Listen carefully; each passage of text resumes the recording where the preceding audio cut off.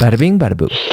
A few months ago, a video starts going viral of a man named Michael, who states that he was booked into the MDC Brooklyn facility and he was placed in the same unit as Luigi Mangione. Michael is like a young guy, I want to say in his 20s, and he very interestingly says in this now viral video that the COs, the correctional officers, they want to put you with your type of people. So they immediately ask him when he's getting booked, like, what gang are you in? They just like assume he's in a gang, which is very bold of them to assume. But nevertheless, Michael is telling them, put me with the Italians. And they're like, we don't have Italians, but we have a guy named Luigi.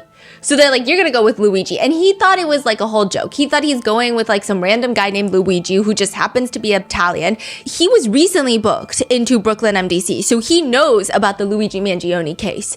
And so as he's getting booked, he realized he's going to be put in the same cell as Luigi Mangione. Now, this is his story from his perspective. There's no way to like fact check or verify that any of this actually happened in the facility, but this is what he says happened. He says that as he's going into the cell to put his stuff away, Luigi's just standing there. Like he turns around, Luigi Mangione is just standing there. And he's just all very nice, like, hey, how are you? Michael said that Luigi is very nice. He introduces himself. Michael shakes his hand and says, yo, it's an honor to meet you. And at this point, Michael's got another friend, another inmate that he's kind of known, and he's standing right next to him, and he's telling Michael, don't say no goofy shit like that ever again. Don't be saying that in jail. Like, you can't get away with stuff like that. But here's where it's fascinating. Michael says he was asking Luigi of like, oh my God, like, are you being treated like a hero in here? Because that's what people were saying outside. They're like, oh, when Luigi goes to prison, at least he will be treated like a hero. That's what a lot of his supporters were saying, or they hope that the inmates are treating him well. They hope that he's maybe higher on the jail hierarchy. And Luigi states that Michael is actually one of the very few people that even, well, Luigi allegedly states that Michael is one of the few people that even knew him coming into this unit. So Michael is like, what are you talking about? Everyone knows you. Like, your face is a model for Shein. He didn't say that, but you get the vibe. He's like, what do you mean? So it is explained that MDC is kind of like a transition jail, meaning people are coming in and out for court hearings from other facilities, and they have not been out in a very long time. So these people, they haven't been keeping up with the news. They haven't been free for a very long time, so they don't really know what's happening. Or these people are fighting their own federal cases and they don't really care about anything that's happening outside of their own federal case. They don't have the capacity to care about anything else. And so lots of people that support Luigi Mangione had been just flooding Michael in the comments, asking him, how is he doing? Is he working in jail? Like, what does he spend his time doing? And which he says that he spends most of his time, like, he always just has like a giant stack of letters next to him. And all day he's just responding to letters. That's pretty much all he does. And he's working in the jail, so he cleans the showers every morning. Michael was at MDC Brooklyn for a few days with Luigi before making bail. And he said that he ate lunch pretty much every day with Luigi, apparently, and one of his other friends, and, quote, another white kid they called Charles Manson. So I guess that was his nickname. A lot of netizens, when this video goes viral, their initial confusion was exactly what you expect from the internet. Because Michael is young and one would say conventionally attractive. And so all of the comments are writing, is this the bad bitch cell block? What's happening? Other comments are saying, MDC got a dating app we should be downloading? Or others are saying, what is MDC? Hot guy jail? So, you know, people are saying it's 2 for 2, but lest we forget, SBF, Diddy are also held at MDC. So I don't know what you have to say about that. But a lot of people were making a lot of jokes about this. And I was so intrigued because a big topic of conversation surrounding Luigi Mangione, because there has not been many updates outside of his court hearings and outside of everything that's been going on legally of how he has been. And I know that there are lots of people that are intrigued to understand what it's like in MDC. And I always think it's important when people are interested in a topic to maybe even dive deep to even further explore that topic. So like right now, if people are interested in MDC Brooklyn, it could also be a time for people to like suddenly dip their toes into, oh, maybe prison reform, like maybe talk about the prison system. So it's very interesting. And we reached out to Michael to see if we could get an interview with him because, you know, he said that he shared a cell with Luigi. There's just like a lot going on. I believe he is facing his own federal indictment right now. So there's a lot that cannot be said. I think that his Twitter was taken down. I think there was like subsequent drama on Twitter. There was just a lot happening and occurring. And I did not go too deep into the rabbit hole, but I was also talking to this man named Brad, because Brad was also held at MDC Brooklyn for quite some time. And the way that he was able to describe everything at MDC with such precision, but also so much interesting perspective, because he's not just coming from the perspective of like, fuck jail. Like, I hate everything about jail, which honestly, I don't think would be incorrect from anyone who has experienced jail to say, but he just had a lot of interesting stories and perspectives to share that I thought were, if anything, enlightening, intriguing, but also kind of refreshing in the sense of like, I had not heard a lot of this prior. And I did see a lot of people on Luigi subreddits posting some articles that Brad had been writing about MDC Brooklyn. And so we had reached out to Brad, and I was really excited because he's based in New York, and we were going to be in New York for the Luigi Mangione hearing for New York State Court. And we had set up this interview, and then, everything went a little crazy while we were in New York, and the timing was just really hectic with interviewing Brad. And I'm laughing because it's just like the most ridiculous thing ever. I almost had to cancel, and I really did not want to cancel on Brad because I felt like everything that he would share would be so enlightening, not to just people who are intrigued by Luigi Mangione's case, but intrigued just in general about what happens in jail in MDC Brooklyn, which we've talked about nonstop because there's so many high profile inmates. And like 5 hours before, I was like, I asked my husband if he could just do the interview himself. This man has never done an interview. This man has only ever heard me yap to him. He is not a yapper himself. And he went, he interviewed Brad, and he was like, I was nervous, everybody was nervous, but Brad just shared so many fascinating stories. So that is going to be today's episode, an interview with a former inmate at MDC Brooklyn that my husband did. But just a few things. Brad was at MDC Brooklyn way prior to Luigi. And so it's not like the timeline does not line up. It's not like, oh, I saw Luigi. It's not like that. And there's just lots of different sections of MDC Brooklyn. And so everybody kind of has a different experience coming out of MDC Brooklyn. I think it's also personality based and who you're with when you're in MDC Brooklyn, which section you're in at MDC Brooklyn, what crimes have been committed. So there's just a lot of different variables. But I thought that this was one of the most fascinating MDC Brooklyn interviews that I had seen. And I was like scouring the internet to see what was out there. This interview is going to tell you how they have girlfriends that they like shout through the vents, and like how they find lovers in jail, if you will, and what it means when a correctional officer will roll in a TV away from the cameras and start playing an X-rated video. Like it's just stuff that I haven't even seen on Reddit is going to be covered in this interview. And I'm also going to leave all of Brad's links in the description. So with that being said, let's get started.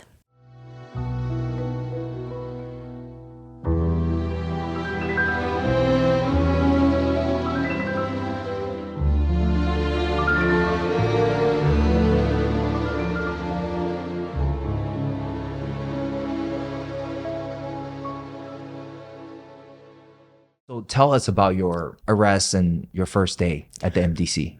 So my first day at MDC Brooklyn was the day after Labor Day. Federal agents came to my apartment.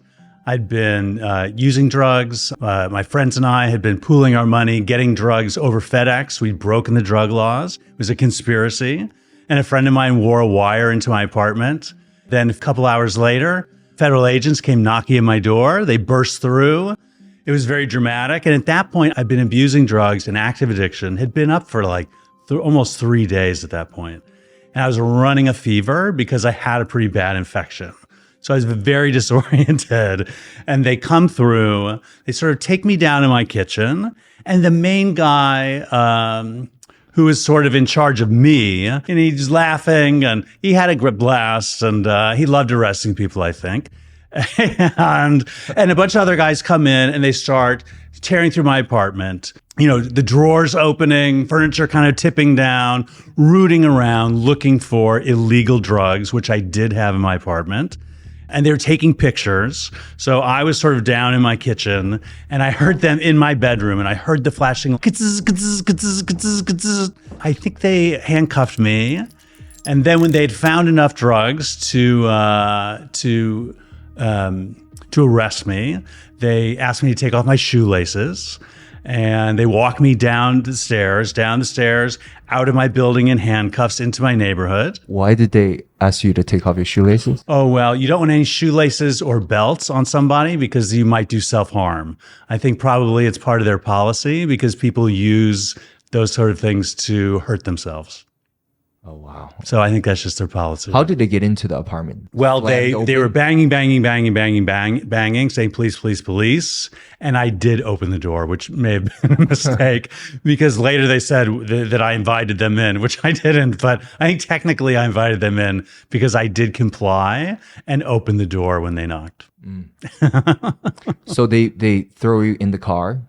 Well, they put me in the car. I wouldn't say throw. I mean, once I had basically submitted, they were mostly behaved. They were professional. I'll say they were both professional. Then we went to St. Vincent's Hospital.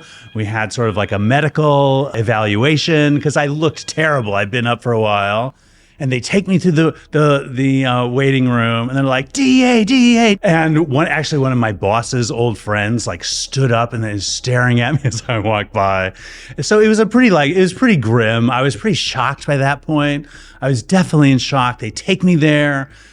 Doctor sort of signed off that I was healthy enough to be incarcerated. And then they took me to the courthouse and I waited in the bullpen at 500 Pearl Street, had an arraignment, took me out. I mean, it's getting to be a blur.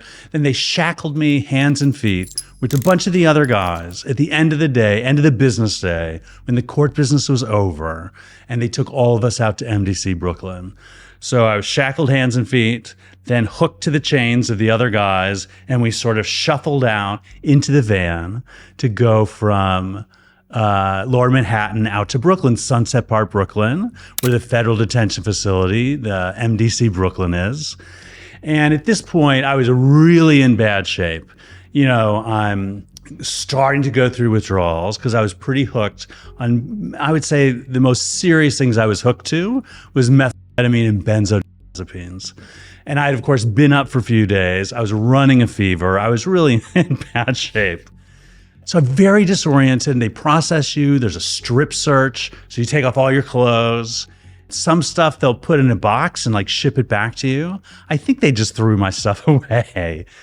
Given a prison uniform, strip search, pictures taken.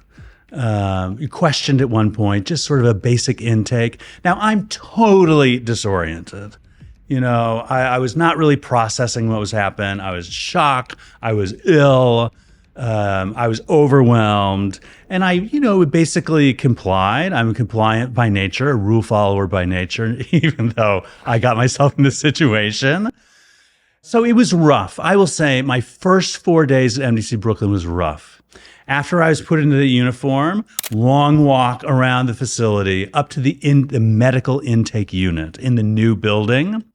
And it's a double tier unit where it's people just fresh to the building where you get a chest x-ray, you get your teeth checked, you get TB tests, basic rudimentary medical intake to make sure that you're safe to be put into general population. So I basically waited going back and forth to the courthouse every day it was about 3 or 4 days until I was bailed out. And in those 3 or 4 days, every morning, woke up at the beginning of the morning, taken down to the intake area, changed clothes, shackled up, put on the van, taken the courthouse, wait all day, hoping and praying my bail would come through, and then turned around and back. And then that happened 3 or 4 times as I get sicker and sicker and sicker. And I'm asking, please, can I see a doctor? And it just wasn't possible in the routine, in the intake. But I survived. I eventually did get bailed out. So I read that you were in just a giant room with 120 inmates. Is that the same setting for this time? So after I was bailed out, 9 months later, I went back into the jail. I surrendered again, just in the course of the legal process. First time around, all 4 of those days, I was in the medical intake unit. Oh. And that was still a 120-man unit, but that was in the new building that had 2 tiers of cells. And I stayed back in that unit for another 11 days the second time I went in. But the chunk of my time was in the dorm unit, which is a single open space. I think it was about, 100 by 60 or 100 by 30, I forget. And 120 bunks, double bunks, one row after the other. In a single room, no windows, little slits for outside light, but basically warehoused people. That's your second time, 9 months later. Yeah, 9 You months walk later. into this room. Yeah. That's where you're seeing it's different from the first time.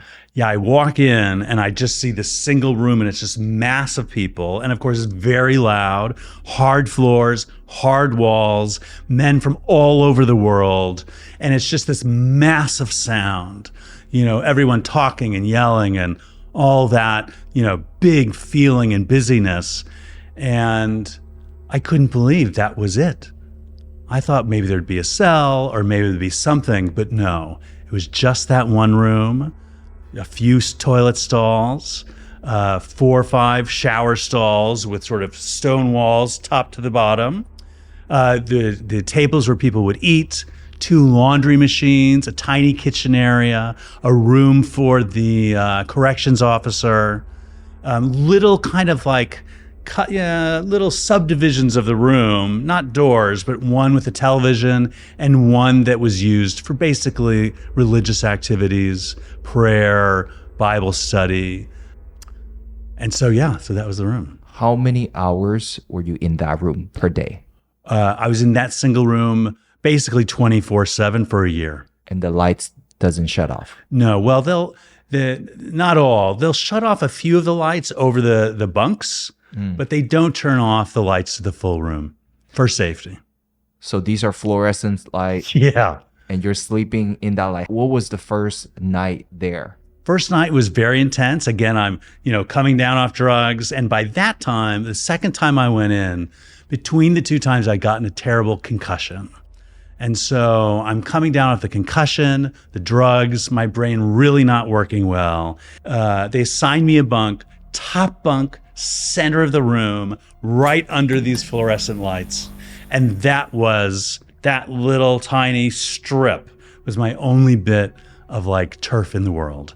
I had a little locker off to the side, but that bunk under the fluorescents in the middle of that room, sound coming up everywhere, not a lot of English spoken in that massive sound, and just melting down. And it was quite an adjustment. It was a very intense experience. Now, I will say, and I have to emphasize this, jail saved my life. I was killing myself with drugs. I was put on this very difficult journey entirely because of my own choices. And so I'd be dead had I not had that moment, but that moment was hard. It was a big adjustment. That first night, I did hear in the corner a group of men singing in Spanish Bible songs, like Christian, like sort of summer camp Bible songs. And I walked over to that circle, and it was about 20, maybe 25 men clapping, singing, just, Christian summer Bible camp songs. And I joined in, and at the end of the singing, someone said a prayer, and they asked me my name. And I said my name out loud in jail for the first time. After the prayer, the group of Christians went around and gave each other hugs. And I thought, Wow. That's the most incredible thing in the world. Like, here I am in this super intense room. It's the worst moment of my life. And yet there was humanity, there was kindness, There were a lot of angels in that jail, both a few people who worked there and a few people there as inmates, and they saved my life. Wow. Was that the first conversation you had inside with somebody, or I can tell you exactly. I walked in, and someone who I had met once in the city, in sort of like the drug land, he came up to me and we reconnected. He was extremely helpful. He sort of was able to point a few things out, help me sort of adjust. Do you recall what he said in that moment? He said, I think I know you. and it took me a while to process who he was. And I was very lucky that he was there. You say he kind of helped you, showed you around. Yeah. What did he point out for someone new like you? Look, I had one speeding ticket in high school, and I didn't know anyone who'd ever been to jail. And so and for a lot of people, jail's just sort of a normal part of life and something that their cousins are there. There's their guys have family members there. There were people that just had a little bit more information before they walked in there. I did not. So he explained how laundry got done. He sort of talked to me about the schedule for the day. He explained the important rules. He explained count time, because they have to, look, the jail's main two things. They can't lose you and they can't kill you. So they have to count you, and they count you twice a day, actually 3 times a day. You go to your bunk? Yeah, you go to your bunk. At night, they'll come, you can be laying down. And in the morning, you can be laying down. But twice a day. Once or twice a day, there's a stand-up count, where you have to show that you can stand up on your own feet so they know that you're alive. And they, throughout the whole federal system, they do these counts. They send the count in, I guess to Washington, D.C., make sure the numbers are right. And that's just part of the daily rituals. Now, did he mention any groups? Like, okay, you want to stay away from that group, or you don't want to say these things? Any sort of conversations like that? I will say on my unit, I was very lucky. I was on a unit where, generally speaking, the inmates were a little older. And everyone was mixed. And everyone was in the same room. You couldn't escape. If you had a conflict with someone, there was no escaping. So although, generally speaking, people ate with other members of their, ethnic or religious groups, it wasn't, I was lucky. There wasn't a kind of rigid system of groups to avoid or not avoid. For whatever reason, I lucked out on that unit where there was, since we were all in the same place, kind of social pressure for peace. Is it better than the traditional cell blocks? I don't know. It was pretty stressful to be in that single room. Because remember, in that single room, it's men who were there for all kinds of reasons. Some who had done some serious stuff. Some people who were there just like on a probation violation. All kinds of people from all over the world, all continents. Remember, it's New York City. So a lot of people come to New York City for all kinds of reasons and to do all kinds of business, and a lot of it contraband. So it was a vast number of people, and one guy could have just been sentenced to life, and one guy might be getting out the next day. Somebody's wife just left him. Somebody's mother just turned them in. The emotions are big, round the clock. Well, I would say, in waking hours.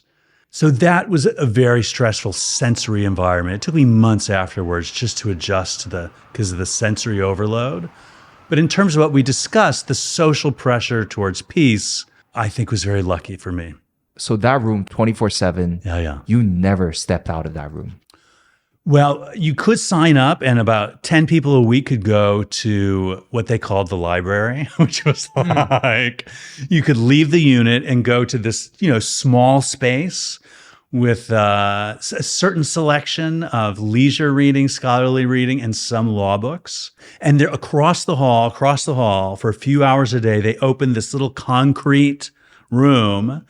There was basically an empty space, low ceiling, a very beat up basketball rim, a tiny little vent that went into the shaft of the building.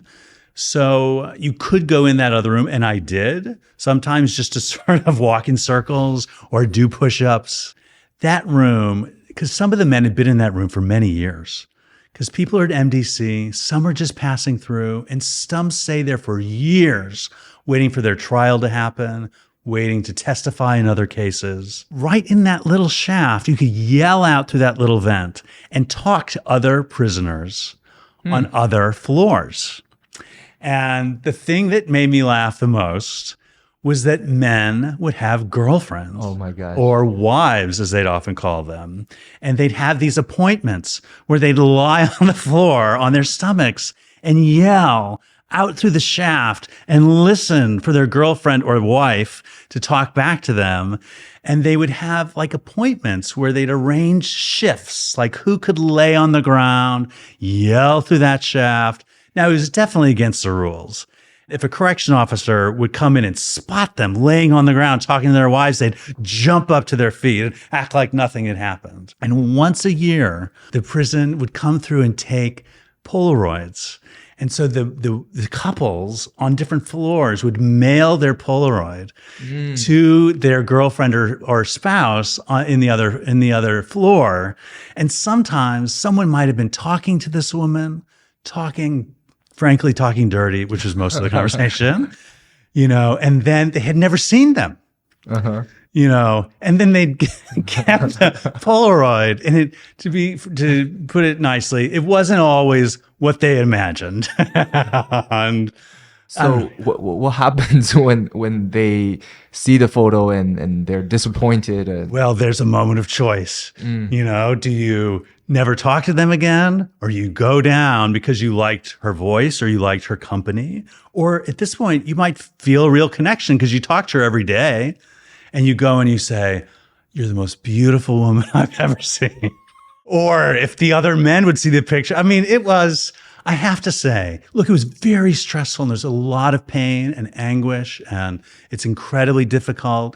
Sensorily, it's hard. There are times where it's winter with no heat, summer with no air conditioning, but life still happens. I read about this too, actually. So I know this exists today. And they're saying that where Diddy is staying, they wouldn't be surprised that a lot of different inmates would try to get in contact with Diddy because, he's famous and rich. And now, allegedly, and by allegedly meaning it was in the New York Times, that Diddy and I think Sam Bankman-Fried were in the unit that was one floor above mine.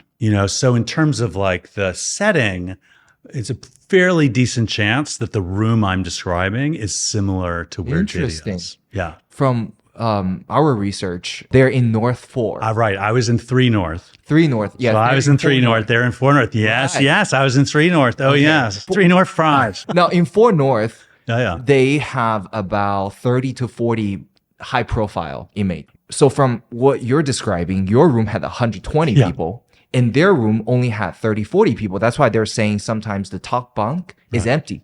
That makes sense. My guess is, if I have to guess, and I'm guessing, that the floor plan is the same, and they just have much lower population in 4 North right now. Yeah. I don't know if you ever watched Squid Game. They had this giant dorm with all these bunk beds, 3 bunks, 4 bunks side by side. How close are the bunks for you Very guys? Very close. Can I reach you if I just easily. Really? Like I'm sleeping, my head's right there to a very delightful Armenian friend who's behind me, and you're very close. Easily your arm goes over, you touch the next person. Yes. Because you're very tight. It's very tight.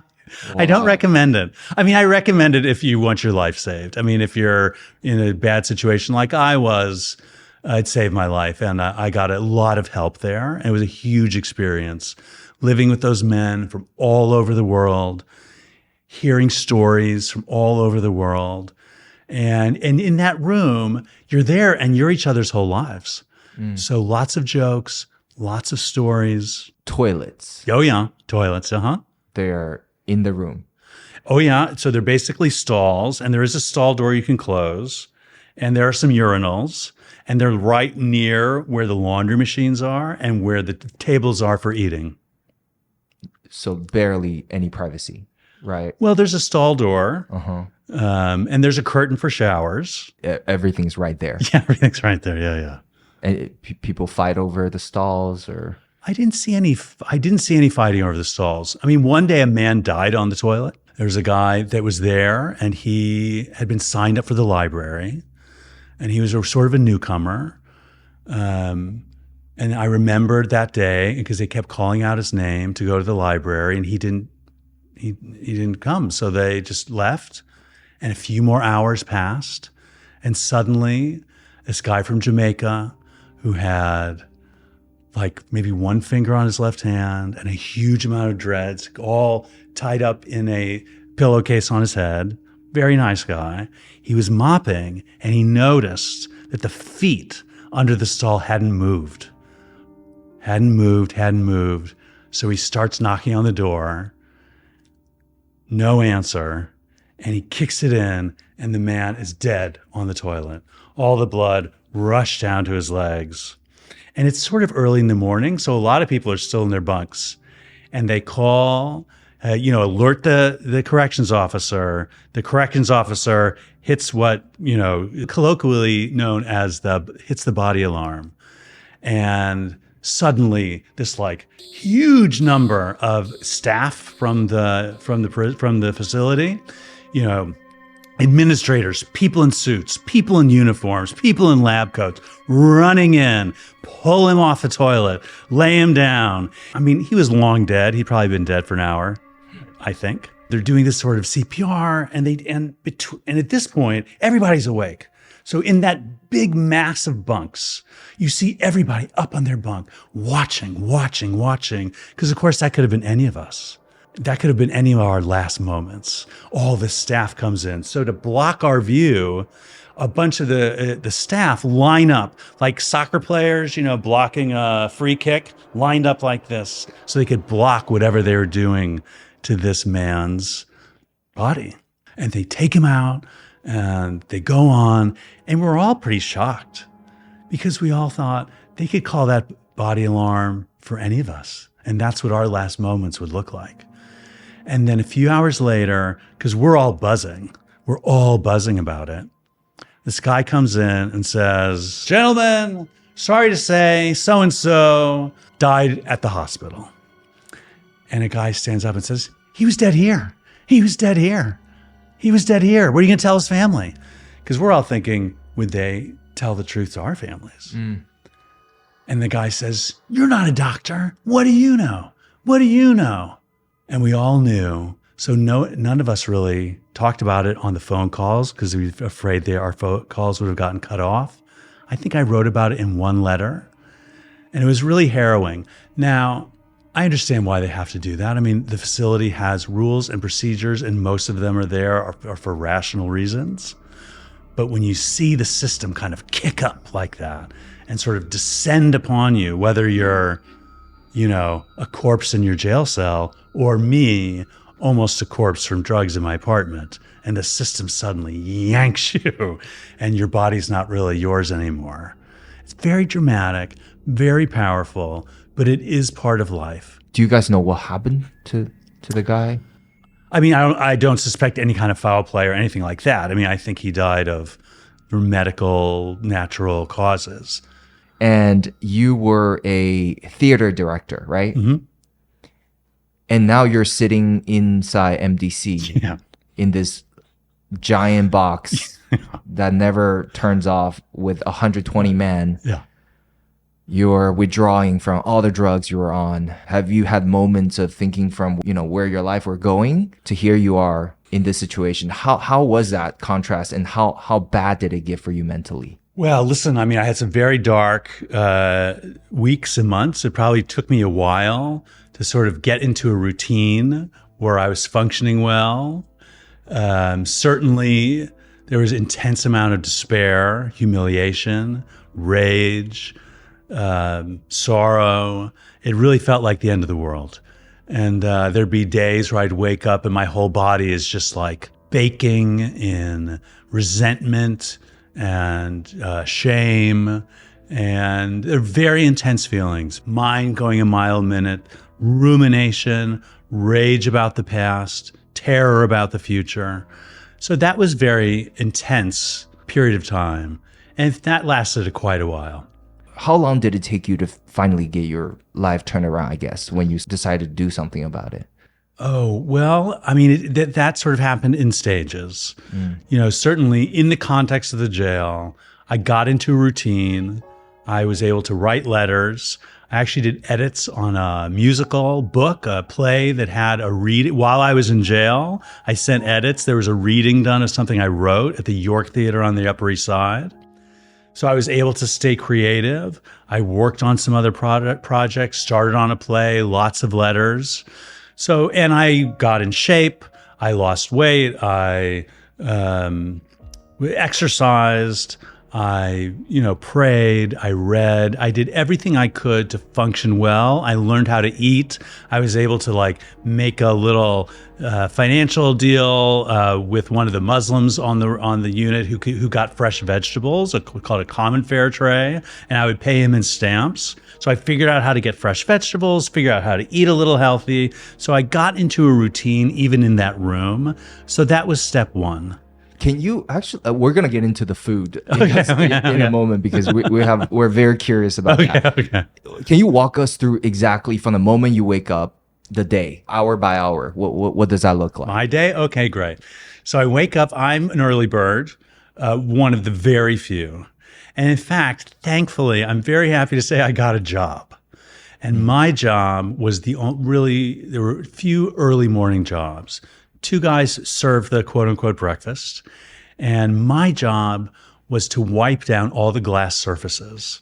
So it's not windows really to the outside, but glass surfaces on doors, onto the hallway, between little rooms. And my job was to wipe those down every morning, which took about 45 minutes to an hour. So I would eat something, make some coffee. I would go about, and most everyone else was sleeping. And the way I wiped them down, I had a little cleaning bottle and I had socks that I cut in half and had a little sock on my hand. And I went glass surface by glass surface. And that was my job. I think I was paid 25 cents an hour. But having a job meant I got a slightly better piece of chicken on Chicken Day, which was a very big deal back then. Is it because you purchased the chicken or they? No. It's just one day a week they serve chicken, and that's the one piece of healthy, fresh protein. And so you want to have an in with the guy serving the chicken so that you get the best possible piece of chicken. And since I had a job, and since actually I was pretty popular, believe it or not, and I had a good piece of chicken. And so I had that job. So after I was done with that, then I would usually cross the hall to that little concrete space and I would exercise. And thankfully, on the commissary, I was able to buy a little AM/FM radio. And that was my lifeline. Do you remember how much it cost? I don't. I want to say $35, $55. I forget. Wow. So that means you have to work. Well, no. Well, I had, thankfully, my family put money on my commissary account. So that allowed me to buy shoes. Shoes and the radio were the lifesaver. When I got those shoes the first time, because the shoes they gave me were just agonizing. My feet were in horrible shape. I was in a lot of pain. And when the shoes came, I felt I was just floating. I felt like I was floating. I was so thrilled. What kind of shoes? Some tennis shoes. I forget which. Okay. But I was so thrilled to get those shoes. I felt like $1 million because most of the days you're wearing this, tan onesie all day, during quote unquote business hours. You could get into, sweatpants and stuff. But during the work hours, you wear the tan onesie and the shoes. I felt like $1 million. But then you get the radio. Now the radio was everything to me. And it's New York City, so a lot of great radio. So I could listen to commercial radio, listen to public radio, listen to music, all kinds of different music. And just hearing, honestly, at the beginning, just hearing the English language, through the radio, because there wasn't a ton of it on my unit. I mean, there's quite a bit, but hearing, serious commentary, news, business, information, that radio was everything to me. And so I'd go across and I'd listen to the radio, and it was 2008. So it was during the Obama campaign, and I'm like super into it, and presidential year. So I'd walk in circles in that little room, listen to the radio, basically until lunch.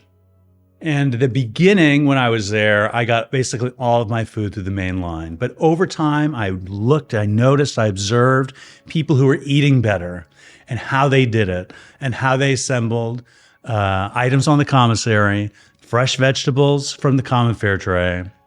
And I figured out how to make better food for myself. And I had a shift. There was one microwavable Tupperware container that floated from person to person so they could heat up their alternative concocted meals. And I had like a shift where the Tupperware container came to me. I would throw in the vegetables, the mackerel fish, whatever else I could, heat it in the microwave, eat it, wash it, and pass that little beaten up. It was so beaten up, this plastic little object that had fed who knows how many people over how many years, circulating. It looked like, you looked like something you'd pick out of the rubble of Chernobyl. I mean, it really looked rough. And I had my shift, and I would eat, and then I'd wash it and hand the Tupperware tray to the next guy. Wow. And, but I figured out how to eat. It took me a long time. It took me months for my brain to kind of readjust and function again. I had done such harm to my brain with illegal drugs, legal pharmaceuticals, benzos, and then the concussion. I was in horror, but eventually I could feel my brain coming back online, and I figured out how to adapt. So that's the little trait. You've just share that trait every single day? Every single day, I'd get the guy, my friend, would bring me this is a little Tupperware container, just like a little storage thing, microwavable. And it just passed around. It allowed people to mix various food items together. And there was a microwave oven on our unit, and people would prepare little dishes for themselves. Mm-hmm. Wow. I had my turn. Yeah. Okay, so after lunch, what's the rest after of the lunch? For the most part, once it had passed midday, then I was just reading. The other thing I would do in the morning, it would be write letters all by hand, write notes. And that was mostly in the mornings, because once the afternoons came around, it was very hard to get a tabletop, very hard to get a flat surface, because those were sort of taken over by other men eating, playing cards, playing dominoes. Those big dominoes games are slapping the dominoes down. And so it's hard to get a flat surface to eat on or write on. So that was mostly during the day. So in the afternoons, often would read the newspaper. God bless my father. He sent me his New York Times subscription. So I've been reading the New York Times, and sometimes I'd see some of my Harvard friends in the New York Times. Wow. One guy became a senator. Another guy's a federal judge. And some of my theater friends, I'd see their shows, And was it emotionally hard to see those? I laugh looking back because it was just such a wild experience. At the time, look, it was hard. Of course it was hard, but it was what it was. It was reality. It was a reality that I'd participated in creating. It was where I was. So a lot of New York Times reading, a lot of book reading, a lot of conversations. Sometimes I would go because there'd be a sort of daily afternoon kind of Bible study-ish type of where the Christians would convene and maybe look at a Bible passage or pray. Sometimes I would join them. And then once the evening rolls around, I just started to wind down. Is there a dinner? Oh, yeah. Well, of course, yes. The mainline dinner comes along. And when you say mainline dinner. Right. Thanks. So mainline is sort of just the slang term or the term for when food is served. They open a little, on the unit, in that single room, a little opening would open in the quote unquote little kitchen area, and they would serve food through that little opening, counter here, little opening, other inmates there in gloves, mask, hairnet, all that. And the food would roll down on these big sort of wagons and served by certain inmates to the others. Trays come along, line up, get the food. And most people would eat that way. I would often eat that way. But towards the end, I really depended on my own little concoctions and mostly just ate one meal a day. So you're saying you don't take the plate anymore? By the end, I might get little bits here and there. But by the end, I'd sort of learned how to prepare slightly better, slightly healthier food for myself. How bad is the food? What exactly are they serving? Oh, gosh. Well, it's really a wide range. I want to start with the positive.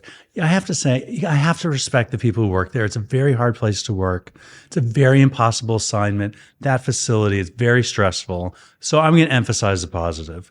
Holiday meals, they did a great job. They really put an effort. What's the holiday meal? Thanksgiving, Christmas, 4th of July, they were the main ones. And they really made such a difference. I think there was a Cornish hen for Christmas, turkey for Thanksgiving, a lot of trimmings. So those special meals, I think there was hot dogs or barbecue or something on 4th of July. They made an effort, and I appreciated it, I will say. Anyone who's looking, thank you for that.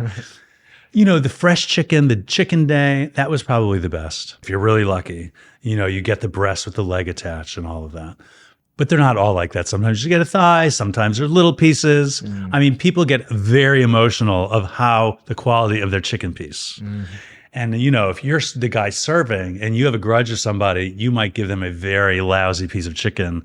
And that's war right there. That's war right there. Would that start a fight? I mean, it could. But I don't know if I saw anything over that. But that would be definitely a source of resentment. Because remember, there's some guys who've been on that unit for years, and some guys on that unit have known each other, 2 cousins, all of that. And then you have other guys who are just passing through 2 or 3 days, or passing through, and they might have some rivalry from the street with someone else on that unit. Not too often, but so there's a mix of people. And if you're just off the street, you've been there for 3 days, and you feel like someone has shown you disrespect of some kind, that can create tension and occasionally physical altercation. Are those bad? Do you see blood? I saw a few. As I said, for the most part, there was pressure not to have those fights. And when those fights, teed off, for the most part, people would come and take them apart. Because I think there was an understanding that when 2 men have committed to that fight, you cannot back down without losing face. And so it was the sort of duty of everyone around you, knowing you can't back down, to either stop it before it happened or to pull you off each other. But there were a few. And, fights just pop off. Fights pop off. They pop off in jail. They pop up on the subway. They pop off on the sidewalk. Fights happen. They pop off on sports fields. And sometimes they pop off and they could be pretty brutal. I mean, there's one fight I saw. Both guys I liked, nice guys, and they had been friends and friendly for weeks and months, but something snapped. They got into it, and the bigger guy beat the other guy out of his clothes. I mean, the guy was just destroyed. I think by the end, he had maybe his underwear left, and they had to drag him out.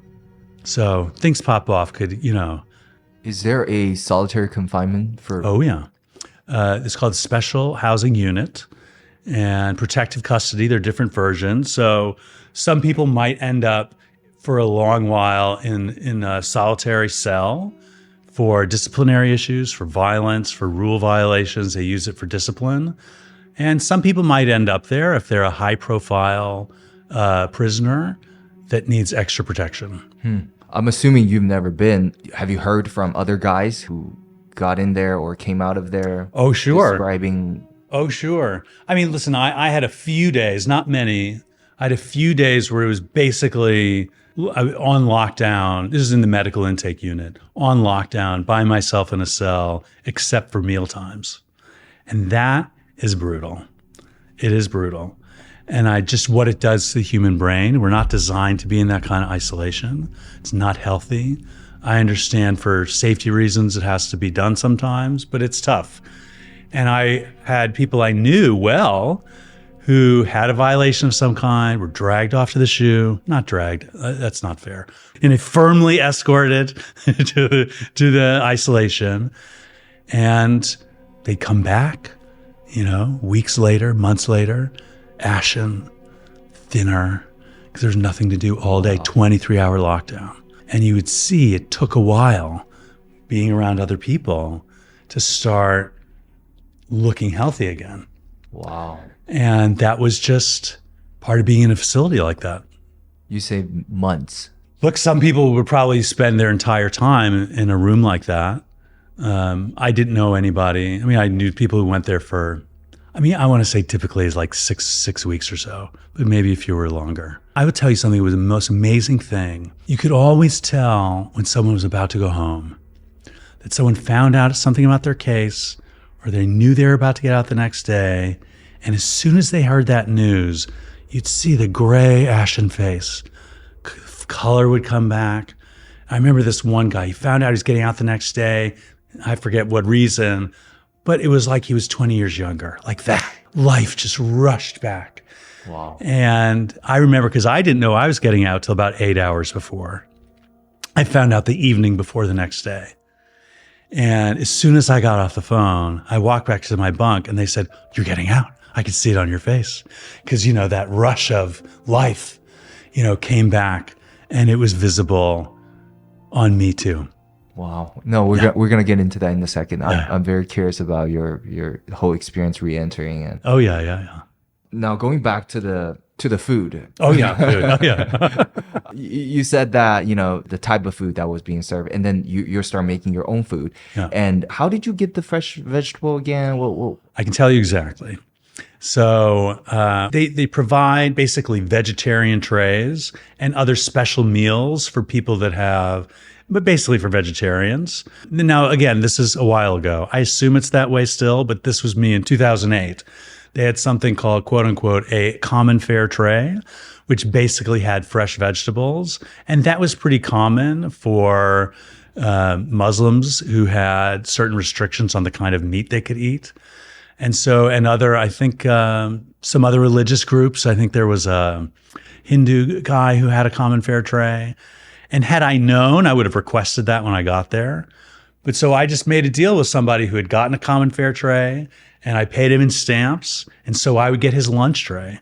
And that lunch tray gave me basically 2 meals worth of fresh vegetables. And I would mix that in from the little mackerel fish, the little macks as they call them, and any other kind of like seasonings, anything I could get off of the commissary. And I'd get my Tupperware and heat it up and eat it. That is incredible. We read that SBF. Oh yeah. In a report, he said that he's vegan, and I'm assuming this is what he's on. Are you saying that the common fare trait provides healthier and better food than normal? Well, it's sort of limited, as I recall. I just remember it being sort of uncooked vegetables. Such as? Oh, gosh. Carrots, I guess, celery.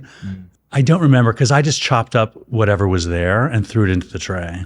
The chopper I can explain exactly what the chopper was you'd ask somebody who'd gotten Pringles, and you'd say, "When you're done with the Pringles, can I have your Pringles tube?" And they'd say yes, and you'd say, "Thank you, thank you." And you'd take the bottom of the Pringles tube and you'd bend it back and forth until you had a little surface. And so that half bottom of Pringles tube is how I chop my vegetables. Wow. Now, you don't want to be caught with that, because that would be contraband. But I think a lot of the corrections officers, if they saw you chopping vegetables, would leave you alone. Wow. Well, look, you got to live. You adapt to survive. You adapt. Yeah. No, it's very fascinating. What kind of other, I guess, weapons you've seen? Thankfully, I didn't see. I do know that before I got on that unit, a few weeks or months earlier, my friend who came up and saw me and said, "Oh, I know you from the street," he told me that a few weeks or months earlier, there was actually a conflict between 2 ethnic groups. And there was sort of like a planned, for lack of a better word, rumble, for the West Side Story fans out there. And he said he knew there was trouble because all the men from those 2 groups were all wearing their shoes to bed. And that they had all taken their locks, because you could have a lock, order a lock off the commissary to lock up your little locker. And they'd all taken the locks off, put them in socks, and put their shoes on and waited for their opportunity. I think, let me tell you what I think it was, but I don't know for sure. Don't quote me. One of the corrections officers would go help the other unit on the same hallway do their count on the other unit. So they had this like 20, 15-minute window where there were still cameras everywhere, but there was no physical officer on the unit. And when they saw their moment, they, again, this is secondhand, I didn't see this myself, jumped out of their bunks and basically had kind of a, little battle until officials came down and broke it up. And most everyone in the unit was taken to the special housing unit, put in isolation or in little 2-man cells for a while. They, interviewed all of them, and slowly most of the people came back. Wow. Yeah. Look, it's just life. It's just life. It's Earth. It's just planet Earth, normal stuff. I found this little image online that has a list of the jobs that are available and how much they're paid. Oh, yeah. And the pay range from 12 cents to 40 cents. Do everybody want a job in there? And are there difference in the jobs? Are some of them more desirable than the other? How do you even get a job? So yes, listen, this is just Earth and people. So some people want to work, some people don't. There are various ranges of jobs. Some are more desirable than others, and people get them through various ways. So I got mine because, the inmate who was sort of head of the, cleanup crew, the head of the cadres on our unit. They didn't call them cadres, another word for it, trustees or something. Inmate workers, crew on our unit. He saw me and just approached me. He saw that I was up in the morning. He saw I was a morning person and said, "Do you want a job? This is the job in the morning." And I said, yes, I was dying for a job. I was dying just to have a task, even though it was like putting little socks, puppet-like hands and wiping down glass surfaces. I was so thrilled to have a job. I was there during the pretrial period. But some people do their whole sentence at these detention facilities, and they go in as a cadre, and their jobs in some ways are better. So somebody might, do their whole 1 year-long sentence there and work as a welder, or work in the big kitchen downstairs, or have a job that has a little more responsibility, a little bit more freedom of movement. And those people generally are there serving their sentence. The people who are on the pretrial group, the way I was, or people who are kind of in transit, it's mostly jobs like on the units. So they're not as quote unquote desirable as people who are there as cadres. Basically, it really depends on the person. Some people want to have something to do versus others just don't want to work. And nobody's forcing you to do it. It's your choice. You can try to get a job or don't get a job. Yeah, I think people want to have a little assignment. I think it's healthy. I think that most people like it. The commissary. Mm-hmm. What else do they have there? You brought a radio. You bought a pair of shoes. Yeah, it's actually kind of wide range. You could probably see it online, actually. I think you could buy bags of rice. There's some seasonings you could buy, batteries for the radio, stamps, pads of paper, just shaving cream. I think for the women's unit, they had some, rudimentary beauty products, rudimentary stuff. It's all rudimentary. Toiletry kinds of things, soap. But there were some sweets. I mean, the big prize was like a 6-pack of soda. That was thrilled. Anything sugar. Sugar was big. So you could buy, I remember I got a Kit Kat bar the first time I tasted Kit Kat. I was so thrilled to taste sugar.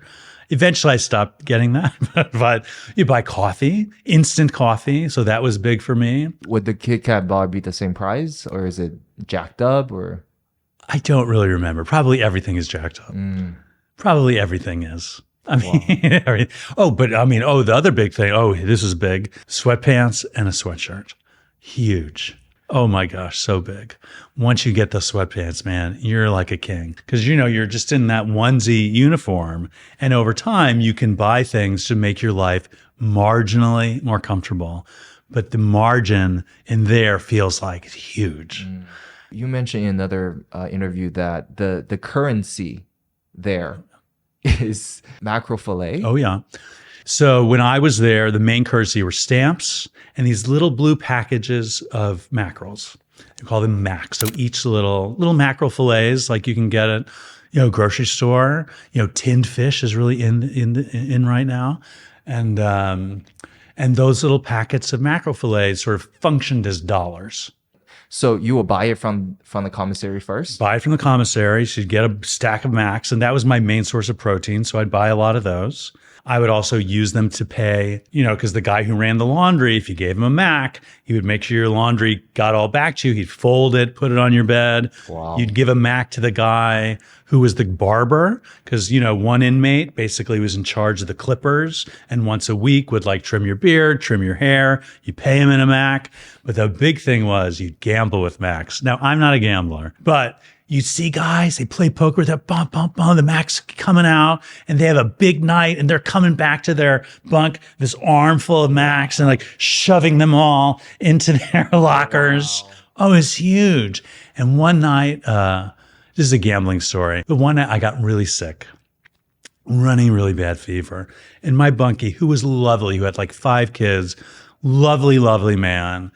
And he saw that I was in bad shape and he, checked my temperature by putting his hands around my ankles. And he's like, you're in bad shape. And he went out and played poker. He's really good at poker. And he went out and played poker and he got me saltines and Sprite. Wow. And it was the nicest thing anyone ever done to me. It was the sweetest thing. He went out, gambled, brought his Max out and gambled for saltines and Sprite to make me feel better. And it brought tears to my eyes at the moment. Is this the same guy you ran into later at a grocery store or? No. Well, actually, you know what? I actually did run into him once. He was working on a construction crew around the corner from this school I was working at. And so I did see him. I said, is that him? Holy cow. And we did interact. And I think I have his phone number somewhere. Lovely guy, lovely wife, beautiful children. Wow. We heard somewhere that the ramen noodle, instant ramen. Oh, yes, of course, that's big. Oh, thanks for bringing that up. Oh, yeah, love the ramen. Now, I'm not a ramen noodle person, but those are big and you can get those on the commissary. But those are not the currency in your... Not as I remember. Okay. Obviously, everything's currency. Currency is just what you trade. So, one guy, he started a business and he would draw you greeting cards for your kids or your wife for holidays. And he had markers. I don't know how he got the markers, but he had markers and paper and you pay him in stamps or Macs and he would give you a personalized greeting card for you to mail to your kid for their birthday or your wife for, your anniversary or whatever. And that was his business. And so I think he accepted payment in Mac. I don't know if he accepted payment, but you accept payment in whatever. Batteries are valuable. Those are good. Obviously the sugar, sodas, that's valuable. But I would say the main unit of currency was the Mac. Obviously everyone has different levels of money, I guess, right? We're talking about Diddy and SBF. They probably have infinite amount of money to get everything on the commissary list times 10, right? They probably can have 50 Macs to give it to everyone. Do you think that comes with more privilege than they can live more comfortably? As I recall, there was a maximum you could spend each month or every 2 weeks or however long it was. So they wouldn't have been able to max out the commissary. They would have maxed out whatever the monthly limit was, but that had so there was a ceiling. Now, I'm sure someone who was wealthy and famous, that there would be people saying, look, if I can get you extra stuff on my commissary order, if you want to put money into my account, they're always, look, everyone's doing business. This is still Earth, remember? Everyone's looking for a deal, looking for a way to get over, looking for a way to get in. All of that happened. I will tell you this, one of the most exciting things I've ever seen in my whole life.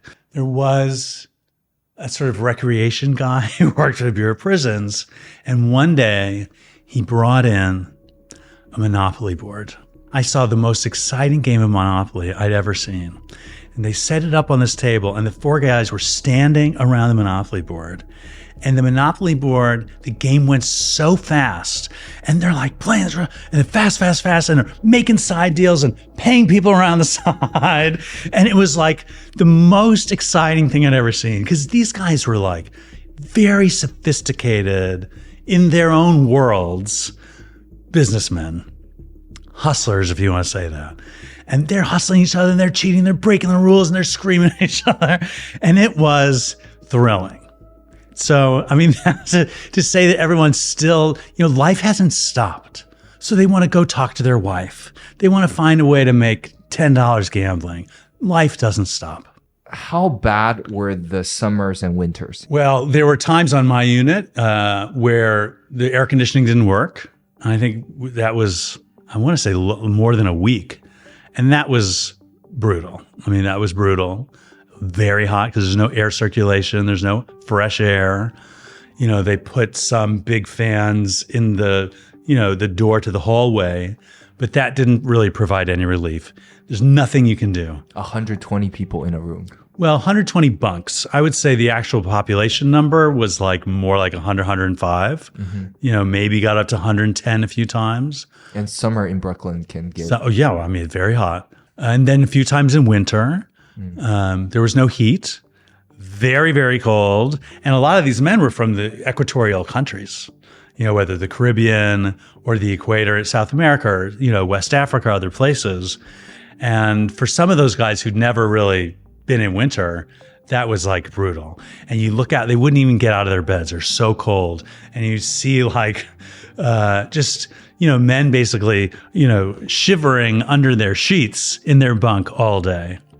The cold didn't bother me as much, but no, I mean, it's cold. It's cold, it's cold. Sometimes, it's cold. Can you buy more clothes to wear or? Well, listen, I mean, for people who've been there longer, if you had your sweatsuit and then you put your uniform over it, and then depending on which correction officer was in charge, you could put something over your head. I mean, basically hats, do-rags, a lot of that stuff was not allowed in certain parts of the room, depending on the day. So I started losing my hair in there, so my hair would get cold. I mean, there are times I wake up and my hair's on my pillow because I'm stressed out and miserable. Wake up, my hair's like falling out in jail. I mean, if you had hair, you had more layers of clothes, you had a better chance. But for guys who were passing through or who didn't have sweatpants, shirts, it was cold. I mean, it was cold. You were there 2008. That's 17 years ago. Do you know anything about the condition today? Is it as bad? Is it worse? Is it better? I can only tell you what I've heard secondhand. And that's from someone I'm still in touch with who had an office there. And what I've heard is that the unit that I was on, those dorm units are basically just used for women now. And that the men are all in the new building where they're in those sort of double tier cell units that I described for medical intake. From my research, that's where Luigi Mangione is in. Oh, yeah. And SBF and Diddy, they're in... 4 North, yes. 4 North, yes. That's level 4. And level 3 are for women's. That's how they communicate to each other, up and down. So my unit isn't men anymore. I mean, the only things I've heard are maybe slightly more demoralized staff. Look, it's very hard just physically. Look, it's New York. You don't have lots of real estate. So if you need to keep all these people near a courthouse, just being New York, things are going to be smaller, things are going to be tighter, things are going to be more crowded together. A lot of people have cases here. The Southern District of New York, Eastern District of New York, those are big districts. They process a lot of people. So it's an intense setting just by reality, just by the nature of square footage and zip codes. It's a hard place to be. I can tell you one thing I did see. One of the most amazing things I've ever seen in my whole life. So a lot of these men hadn't been on the street for a long time, years. There was a guy who's like, when I got arrested, I was worried about my 8-track tape collection. So they hadn't been around. So they hadn't, been around a woman for a long time. And they had rules about you couldn't send in the pictures the girlfriends could send in, or certain magazines had to be conservative in terms of how the women were dressed. The closest thing the men would get excited about it was the 2008 Olympics. And during the beach volleyball competition, the men were lined up.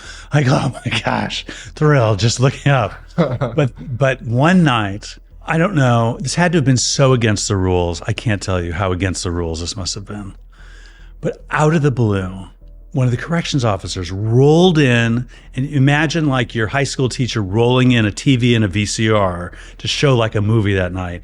He rolls it in and rolls it into like one of the few spots where there's no like camera coverage, a few blind spots in the cameras. He rolls it in there and he puts on a movie. And I mean, at the time, I thought that's the nicest thing this guy ever done, because these guys are so desperate and so pent up. These are young men. These are young people. A lot of them are really young men. And I'm telling you, people went nuts. Now, I did not go over there, but a lot of guys, they left off their bunks and they ran over watching the movie. Now, I'm sure someone's going to deny this happened, but I'm sure this happened. And they would take turns going in and out of the bathroom stalls or in and out of the showers to, finish themselves off. And then they go back and watch a little longer. And actually, I have to say, they were very polite about letting each other go in and out of the showers and the toilet stalls. There was this odd sense of like good manners, about how to handle this. Now, I don't think this ever happened before. If it did, I don't know. But it was like this huge burst of energy, from these men that were so longing for any contact or image or excitement or anything. And then I think maybe 25 minutes passed. I don't remember exactly. I was a little I was afraid to even look or go over there, to be honest, because it was just like this. Frenzy's overstating it, but let's say high energy event. And then at some point, the guy went back, the corrections officer went back, turned it off, wheeled the TV back. The guys sort of, made their way back to their bunks. And I never saw anything like that before or since. That is incredible. How did that happen? I have no idea. But like the guard that now look, this is years ago. The person's probably retired, enjoying a nice beach vacation, and if not, I wouldn't want to say anything to get anyone in trouble. But he was like young, and I think in a weird way, it was like generous. In a weird way, it was like kind, because one of the serious consequences about breaking the law and ending up in a facility like that is you can be in the prime of life and go 10 years without being close to a woman. And that's, one of the hardest things for some young guys to adapt to or to process, because all that energy, they're human beings, they're males, they're earth creatures, all those energies still exist within them. So in some ways, I thought that was an act of great kindness. That guy brought it out. Did you have any experiences or at any moment you were genuinely feared for your life? No, I had one moment where someone was angry about something I said. And he was pissed. But it dissipated and nothing came of it. I can tell you exactly. It was May 2008, and one of the TVs was on. There's no sound, but the TV was on, and I said out loud, I thought Barack Obama was going to win. And this guy, who was African-American from Pittsburgh, was sure I'd only said that out loud because I was trying to humiliate him and his friends. Because, of course, that would never happen. They would never let an African-American man win the presidency. So he thought the only reason I would say that out loud would be to humiliate the black men on my unit, which was not my case. I was, at that time, I was rooting for Barack Obama, and I really thought he was going to win early. I thought he just had the winds were going his direction. And the guy was like pissed. He thought I was trying to humiliate him, and being humiliated and disrespect is a huge deal, not just in jail, everywhere on earth, but in jail too. I remember exactly. So election night came, and I guess it was like 8:00. They called Ohio for Obama. And I'm like, he won, because I knew if he won Ohio, he was going to win the whole thing. But most of the men were like, no, they can still take it away from him. California is still out there. And I'm thinking, he's going to get California. But they're like, no, there's still time. The little radios, people were 3, 4 to an earbud listening on the radios. It was a huge event. Unfortunately, they turned off the TVs at like 11. So we weren't able to watch the acceptance speech. But when they called it for him, that guy who had I think 7 bodies on his case. So he had a pretty serious case. And we hadn't spoken since that day, although we'd pass each other. He comes up to me, tears streaming down his face, takes me by the hand and says, you told me. And there was whatever energy was between us was gone. And it was it was incredible to be there that night. And the men were crowded around little earbuds, the little radio we had. So you'd have 3 around each earbud, straining to hear the acceptance speech. It was a huge event in that room. Super exciting, very powerful. And actually, when they called it, another guy who was hilarious, who I loved, it was absolutely hilarious. They, because of my skin color, assumed I was rooting for McCain. And so a guy comes up and he's got an ice bucket, they would pour over the winning or losing coach. Luckily, I ran away in time, but the idea was to douse me in the ice, because of course I had lost because of my skin color. My team had lost. Was it the most memorable election experiences for you? Would the emotion be way more intensified in a room like that, in a setting like that? Well, everything's intensified in a setting like that because you've got 100 men with these huge feelings going through the worst times of their lives. Everything felt big.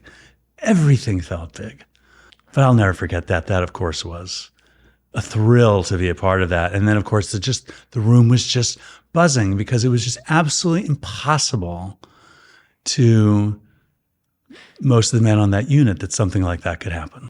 Were there any conflicts because of the election result? No. Really? After that was called, things move on. Oh, yeah. And the guy who was going to pour ice on my head was doing it with love and was doing it as a joke. I find that interesting in compared to... The world was different. I mean, yeah, life on my unit was different. There really wasn't, tensions like that. Political, racial, ethnic, religious.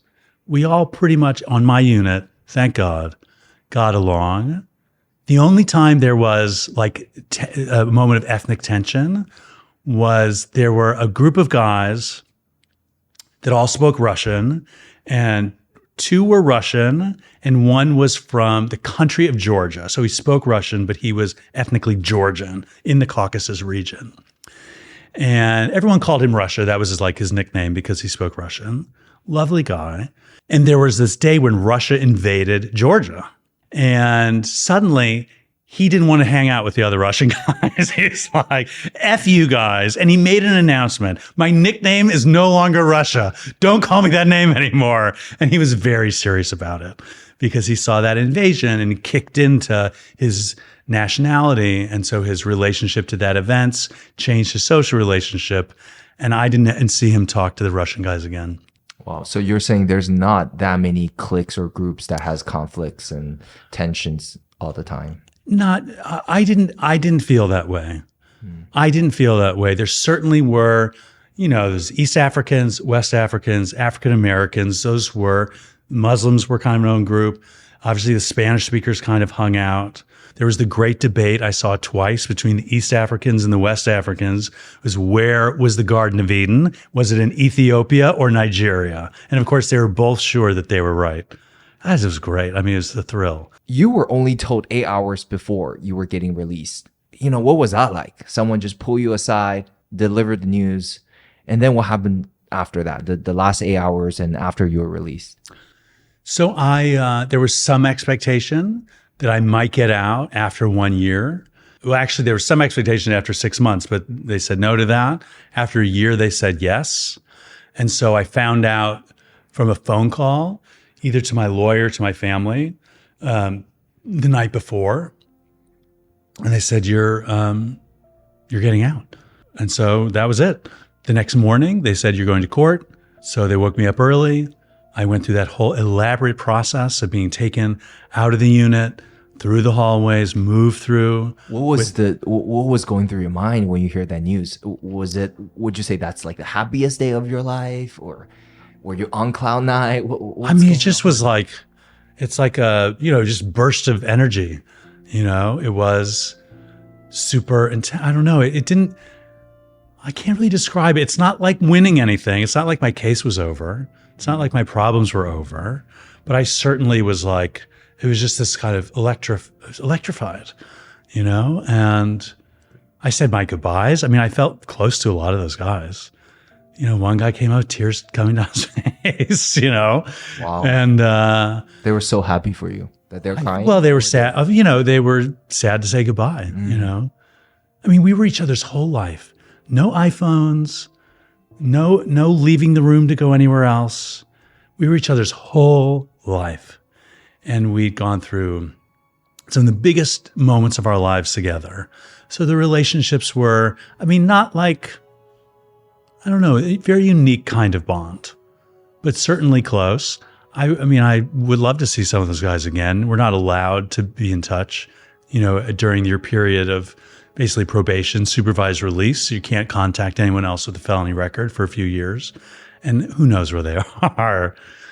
So, and I went out and went through the basement tunnels, got to the intake processing room, changed clothes, shackled hands and feet, hooked up to the other guys, put on that bus, taken up, I think up an elevator, maybe even out the gates in Sunset Park, driven back to the courthouse in the shackled hand and feet again. You're like shuffling along in the bullpen at the courthouse. The same courthouse? Oh, yes. The Diddy. 500 Pearl. Yeah. Yes, Lower Manhattan. And suddenly take me up to the courtroom. I'm still handcuffed and still in my prison uniform. And waiting to pick me up was this woman who I'd worked with, good friend, a woman who my mother had stayed with when she came up to visit me. And she was there and she had clothes for me. Street clothes, pants, belt, shirt, my house keys, credit card. And there she was. And she saw me in that uniform, handcuffed, which I'm sure was a shock for her. And then suddenly they take the handcuffs off and they say, okay, go home. And you just put on my street clothes. And she walked me out and she put me in a cab. I got a little way in the cab, but I got carsick because, of course, I'd never seen anything move faster than someone walking for a year.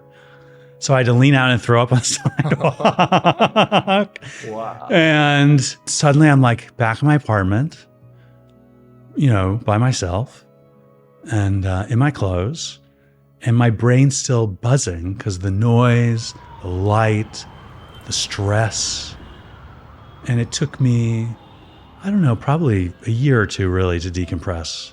Wow. But I'll never forget being able to close the bathroom door. I was like, oh my gosh, this is the luxury of being able to close the bathroom. No one lived with me. But I'm like, I'm closing this bathroom door every time for the rest of my life. But also being able to pick what I ate. Mm. What did you eat the first day? I went out for sushi. I went to Gourmet Garage, 7th Avenue South and 10th Street, which is now closed, unfortunately. And I think I got salmon sushi, and I think I got some Ben and Jerry's. But I hardly could process the choice. Walking through the sidewalk, everything was, sort of foreign.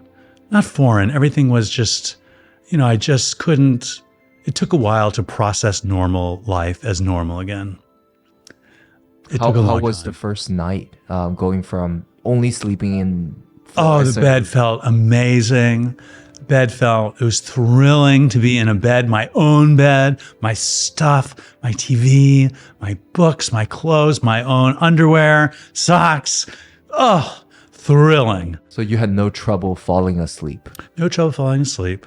I got my first iPhone. I sent my first text within a few days. It was like 2009, which I'd never done before.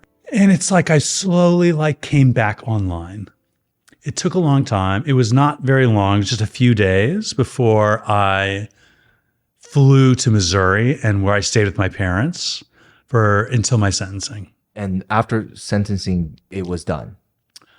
Well, I had 3 more years what they call supervised release, like probation. Mm-hmm. So in that first year, I had a few more times where I'd do in-person check-ins, drug tests, where they visit your house, normal, rational kind of systems in place to make sure that someone doesn't readjust to life as a law-abiding citizen. I think throughout this whole interview, I think everybody can tell how much passion you have for helping all these people. That's kind of what you do today now, right? Can you tell us about what you do? How did you even get this job, and what does it mean for you? Well, as you'd said earlier, I'd worked in the theater for my career before I got in trouble. And I went back and did some directing again, directed an off-Broadway musical, directed a drama school, but the money wasn't enough. And thankfully, kind of out of the blue, over LinkedIn, I connected with Michael Santos, who is really a big leader in helping people that are going through the system. He spent over 20 years, over 9,000 days, I think over 26 years in prison. And he gave himself a world-class education. He helped a lot of people. And he met a business partner, Justin Paperny, and the two of them started basically a consulting firm to help people go through that legal process, to start pivoting towards the future, make choices that made sense, choices that were adaptive, prepare for sentencing. Because when I was going through this, I was totally disoriented. I felt like it was the end of my life. I couldn't get sober. I did a lot of stuff to hurt myself, or I should say a lot of bad choices. I did not adapt. I felt total despair and totally lost. And these two guys have put their voices out there to help people just like I was, guide them through this situation. Because a lot of people that go through the system, especially the federal system, which has a different set of crimes they prosecute than the state system, a lot of people, it's their first case. And so they said, do you want to come work for us? Because one of the things we do is that in preparation for sentencing, we help defendants tell their stories. Over 95% of federal cases end with a guilty plea. So these are people who have accepted responsibility, know they're going to be sentenced. They're not saying they didn't do anything. And Michael and Justin started this firm, and part of that was to help the defendants and their families write letters to the judge so the judge could see their case in the context of their whole life. They could accept full responsibility, talk about the victims, talk about their plans to make amends, but talk about other things, talk about their future plans, talk about how they can use their time in prison to be productive, to give themselves an education, to shift their thinking from self-destructive and harmful behavior to a different kind of attitude towards life. One that's sober, one that's productive, one that's focused on positive activity, obeying the law, not doing harm. And so I really was moved that they invited me to be part of their team. And that was, 7+ years ago. And I've now worked with hundreds of people going through the system from all over the country, from Alaska to Hawaii to Maine to Florida, people that from all over the world, their cases are here. People of all ages, from someone who's, 20 to someone who's in their 70s, all kinds of conduct, all kinds of lengths of sentences. A lot of people that are famous, people that have been on TV, people with big cases, people with big consequences, and other where it's a tiny case. And you can't believe they even bothered bringing it. And they end up getting, home confinement or probation. Or somebody who goes through the pretrial process, the hell of all that for years and years, and the case gets dropped. So people go through the system for all kinds of reasons, having broken the law in all kinds of ways. But the system is still the system. And when a case starts, it feels like an earthquake in the middle of your life, and not just yours, your family. And you can be sitting there out on bail and find out, boom, they're taking your house. Boom, you have a $1 billion company you founded. It's gone. Your reputation is ruined. The DOJ puts out a press release and describes you in the worst possible way. Puts stuff out that like is not been proven in court, but just putting out. So it's just huge feelings, whether you're in jail or not. You sort of lose your story. Suddenly the government's telling your story, and the government's just going to tell what's going to help them win. Now, there's a place for a justice system. I respect it. We need an orderly way to process harm that people do to each other. We need to have laws. It's not America, it's worldwide. There are jails and laws and judges and police. It's part of being on earth. And I respect the need for that.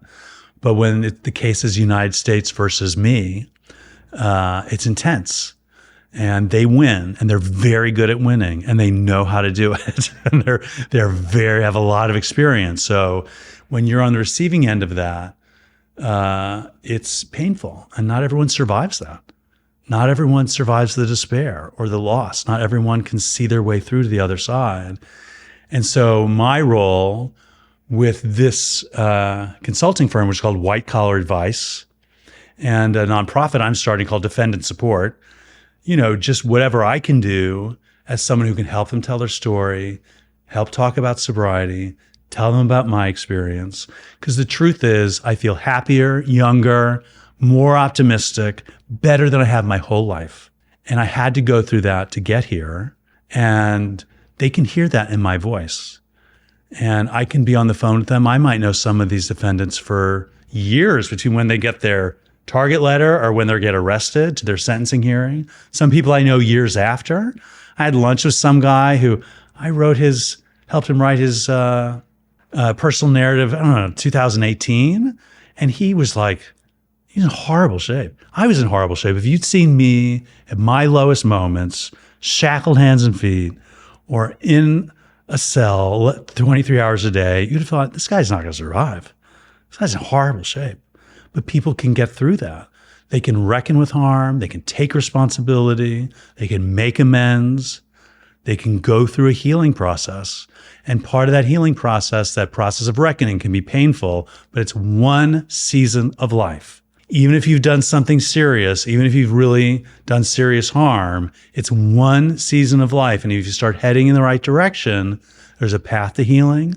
There's a path to making amends. There's a path to making peace with your victims. There's a path to reconnecting with community and family, ending despair. The darkness can lift, but you got to head towards the light.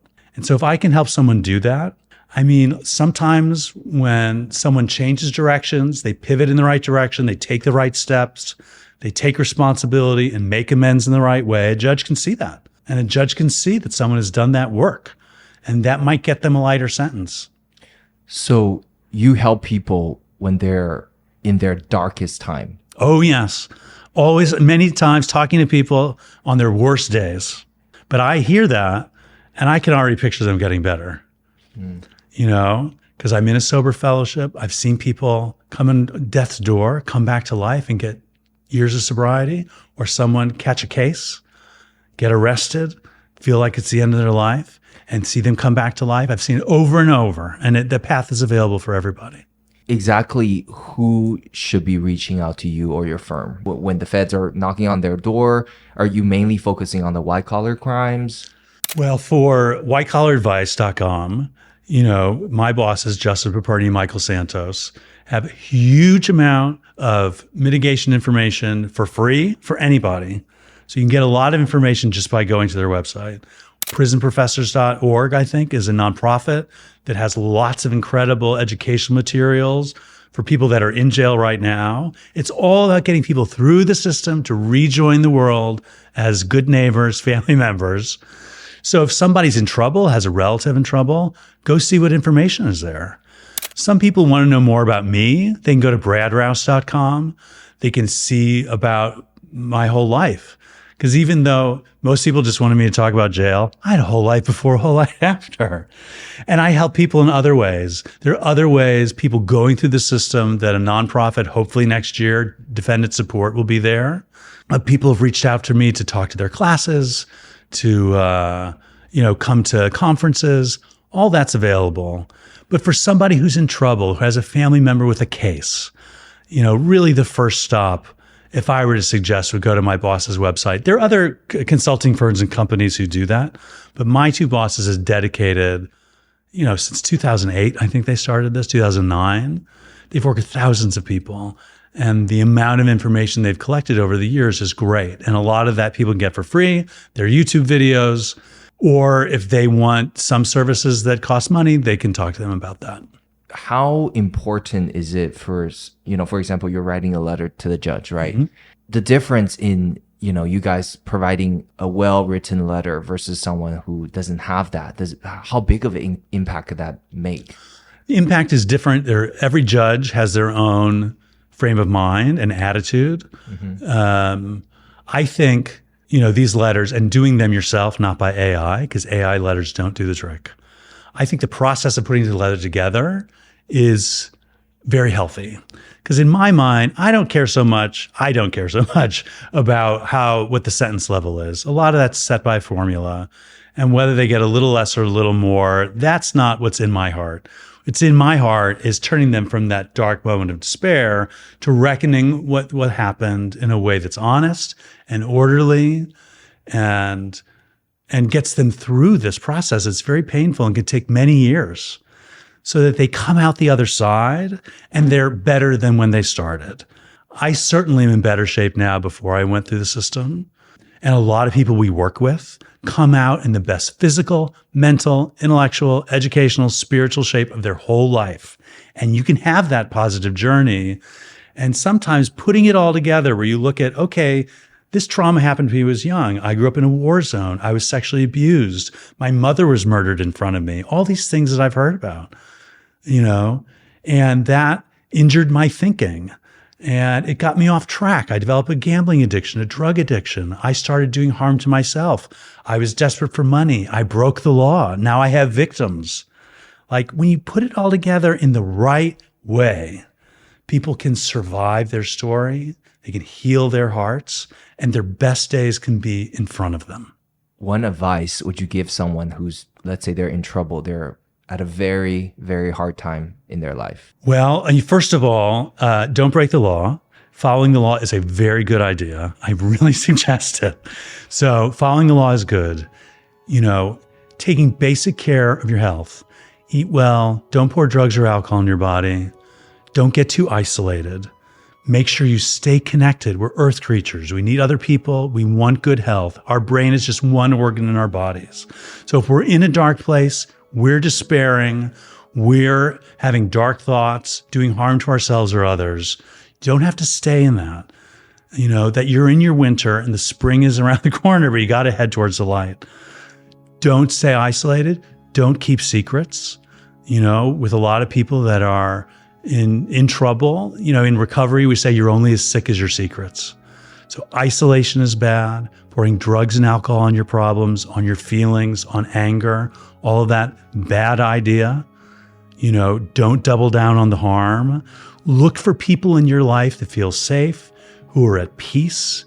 That can be a teacher, that can be a sibling, that can be a neighbor. Don't head towards the darkness. If you're in a dark headspace, don't go online and look for more darkness. Put the screen away. Come back to life. We want anybody who's in a dark place that can hear my voice. We want you back. We want you back. Head towards the light. Listen to my voice. There are a lot of positive voices out there. We want you to live. We want you to be healthy. We want you to be well. And, just keep heading in the right direction. That's what I'd say. There's a lot of love in the world. Even when I was in jail, in one of the darkest times of my life, there were angels in there. There was a psychiatrist who helped me. There was a farm tech that helped me. There were other prisoners that helped me. There are a lot of angels that you can't see, sometimes until you need them. But having your heart open, looking for peace and light. Don't double down on the darkness. Don't bury yourself in your room, on your iPhones, in the darkness. Get out, look for those angels. They're all around. Thank you. How was that? Wow.